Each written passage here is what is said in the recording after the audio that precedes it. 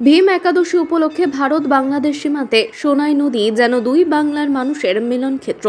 উত্তর চব্বিশ পরগনার বসিরহাট মহকুমার স্বরূপনগর থানার বিথারি গ্রাম পঞ্চায়েতের দক্ষিণ তারালি সোনাই নদীর পাড়ে রাম সীতার মন্দির দুই বাংলার প্রাচীন মিলন ক্ষেত্র সংস্কৃতি বহন করে চলেছে।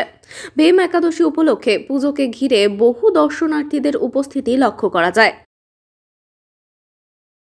বোন বোনেরা আছে, মামা মামিরা আছে, আত্মীয় স্বজন আছে। দেখা হলো তো দেখতে তো? এই দূর থেকে দেখা হচ্ছে। কি কথা হচ্ছে? কথা কি শোনা যায় এত দূরে, ফোনের মাধ্যমে হচ্ছে আর একটু দেখা যাচ্ছে, এটাই। রাজ্যের বিভিন্ন প্রান্ত থেকে সোনাই নদীতে এপার বাংলার ভক্তদের পাশাপাশি ওপার বাংলার মানুষ এই মন্দিরে পুজো দেওয়ার ইচ্ছে থাকলেও সীমানা পেরিয়ে আসতে পারে না, সেই জন্য সোনাই নদীকেই পুজোর স্থান হিসাবে বেছে নেয়। এই সোনাই নদীর দুপারেই দুই বাংলার মানুষের ঢল নামে। বিএসএফ এর কড়া নজরদারিতে সেখানে ধূপ ধুনো ফল মিষ্টি দিয়ে নদীতে পুজো দিয়ে চলে যায়, আর যা যুগ যুগ ধরে চলে আসছে। মন্দির কমিটির উদ্যোক্তারা জানান, স্বাধীনতার পূর্বে দুই বাংলার মানুষ দক্ষিণ তারালি এই মন্দিরে এসে তাদের একদিকে সাম্প্রদায়িক সম্প্রীতির বার্তা দিতেন, অন্যদিকে একসঙ্গে বসে পূজা অর্চনা খাওয়া দাওয়া করতেন। দক্ষিণ তারালি রাম সীতা মন্দির হয়ে উঠত দুই বাংলার মিলন ক্ষেত্র। সীমান্তের বেড়া জালে সেটা আর হয় না। সোনাই নদীতে যখন দুই বাংলার মানুষ একত্রিত হয়ে পূজা অর্চনা করছেন, তাহলে একটা দিনের জন্য রাম সীতার মন্দিরে আসার অনুমতি দেওয়া হোক, এমনটাই দাবি তুলছেন অনেকেই। সোনাই নদীতে এই মিলন ক্ষেত্রে দুই বাংলার আত্মীয় স্বজনদের পরিবারের সদস্যদের সঙ্গে দূর থেকে কথা বলার জন্য প্রতীক্ষার অবসান ঘটায় এই দিনটি।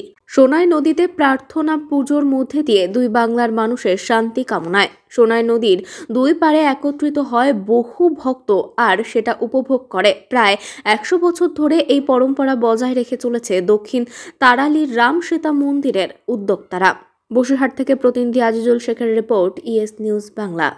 এই 5 বছর না এরকম ভাবে হচ্ছে, এখন এসেছে ওরা।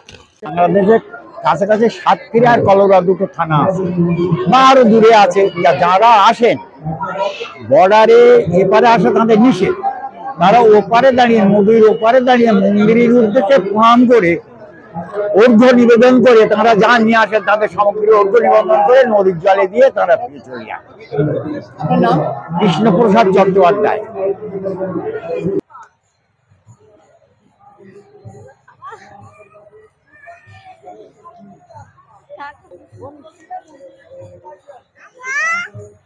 আসো আসো।